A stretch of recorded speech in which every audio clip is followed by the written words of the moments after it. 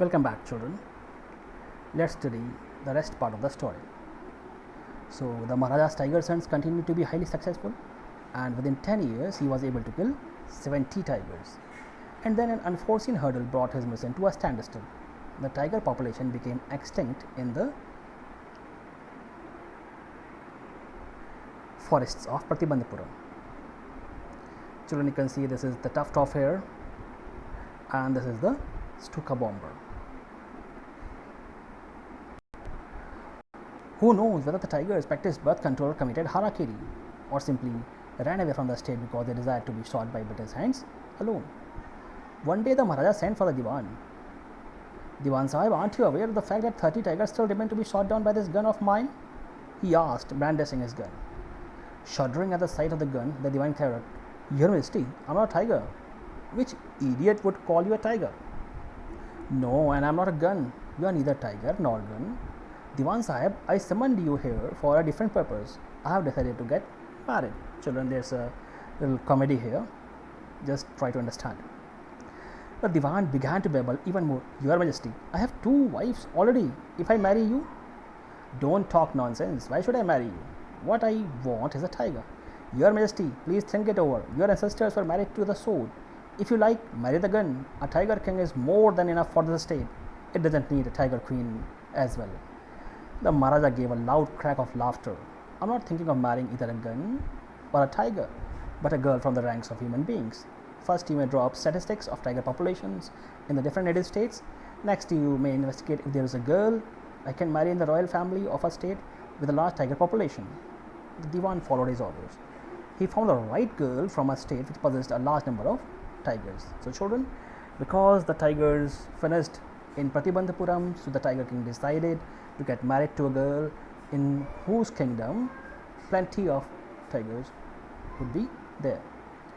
Maharaja Jang Bahadur killed 5 or 6 tigers each time he visited his father-in-law.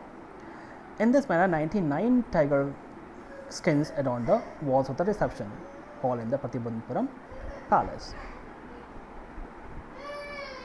See, this is the way harakiri is performed. This is a ninja soldier.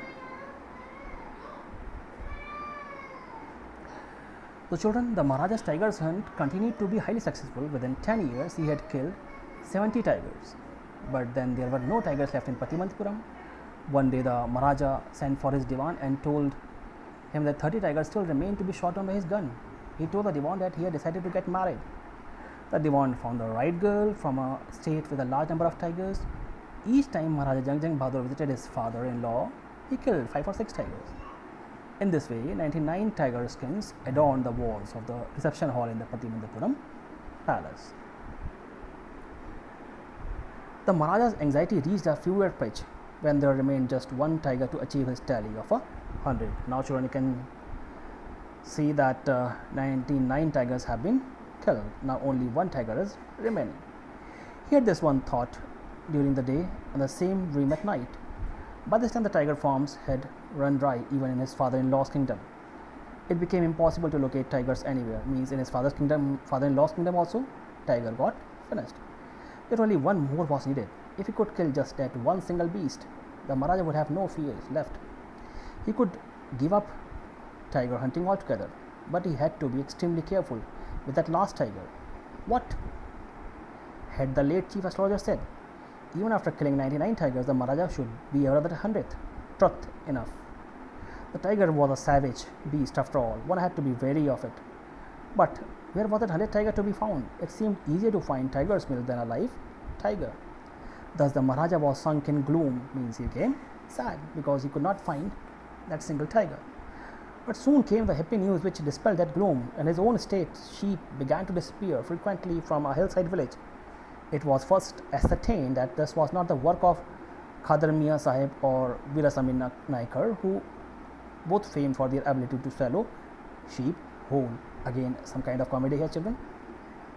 Surely a tiger was at work. The villagers ran to inform the Maharaja. The Maharaja announced a 3-year exemption from all taxes for that village and set out on a hunt at once. The tiger was not easily found. It seemed as if it had wantonly hid itself in order to flout the Maharaja as well. The Maharaja was Equally determined, he refused to leave the forest until the tiger was found. As the days passed, the Maharaja's fury and obstinacy mounted alarmingly. Many officers lost their jobs. One day, when his rage was at its height, the Maharaja called the Diwan and ordered him to double the land tax forthwith. So Maharaja was not getting the tiger, so he doubled the land tax.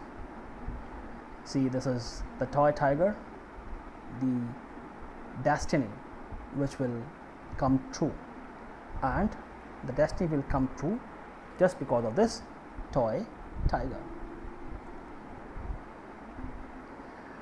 The people will become discontented. Then our state too will fall a prey to the International Congress. In that case, you may resign from your post, said the king. The Diwan went home convinced that if the Maharaja did not find the tiger soon, the results would be catastrophic. He felt life returning to him only when he saw the tiger, which had been brought from People's Park in Madras and kept hidden in his house. So you know what the Diwan did? He played a trick. Because they were not getting a tiger, the Diwan bought a tiger from the park in Madras and hid it in his house. At midnight, when the town slept in peace, the Diwan and his aged wife dragged the tiger to the car and shoved it into the seat. The Diwan himself drove the car straight to the forest where the Maharaja was hunting. When they reached the forest, the tiger launched its satyagraha and refused to get out of the car, against some kind of comedy. The Diwan was thoroughly exhausted in his efforts to haul the beast out of the car and push it down to the ground. On the following day, the same old tiger wandered into Maharaja's presence and stood as if in humble supplication. Master, what do you command of me? It was that with boundless joy that the Maharaja took careful aim at the beast. The tiger fell in a crumpled heap. I have killed the 100th tiger. My woe has been fulfilled. The Maharaja was overcome with elation, means he became happy. Ordering the tiger to be brought to the capital in grand procession, the Maharaja hastened away in his car. After the Maharaja left, the hunters went to take a closer look at the tiger. The tiger looked back at them, rolling its eyes in bafflement, means the tiger was not killed. The men realized that the tiger was not dead. The bullet had missed it. It had fainted from the shock of the bullet whizzing past. The hunters wondered what they should do. They said that the Maharaja must not come to know that he had missed his target. If he did, they would lose their jobs. One of the hunters took aim from a distance of 1 foot and shot the tiger. This time he killed it without missing his mark. See, this is the silver which would prick the king's finger. Then, as commanded by the king, the dead tiger was taken in procession through the town and buried. A tomb was erected over it. A few days later, the Maharaja's son's third birthday was celebrated. Until then, the Maharaja had given his entire mind over to tiger hunting. He had no time to spare for the crown prince, but now the king turned his attention to the child. He wished to give him some special gift on his birthday. So children, now the destiny is playing its part. See, the tiger was not killed by the Maharaja. He was fainted. Later on, he was killed by some hunter. A tomb was erected of the tiger. And after that, the king turned his attention towards his family because he was not able to pay attention. So he brought a gift of a wooden tiger for his son's birthday. It cost only 2 annas and a quarter, but the shopkeeper knew that if he quoted such a low price to the Maharaja, he would be punished under the rules of the emergency. So he said, Your Majesty, this is an extremely rare example of craftsmanship. A bargain at 300 rupees. Very good. Let this be your offering to the crown prince on his birthday, said the king, and took it away with him. Means, so the shopkeeper thought that if he would quote higher price, the king would become happy. So the 1 anna wooden tiger he quoted of 300 rupees. But the king took the gift without paying the money. Again, comedy. Very good. Let this be for offering to the crown prince on his birthday, said the king, and took it away with him. On that day, father and son played with the tiny little tiger. See, this way the king's hand was pricked. King hunting.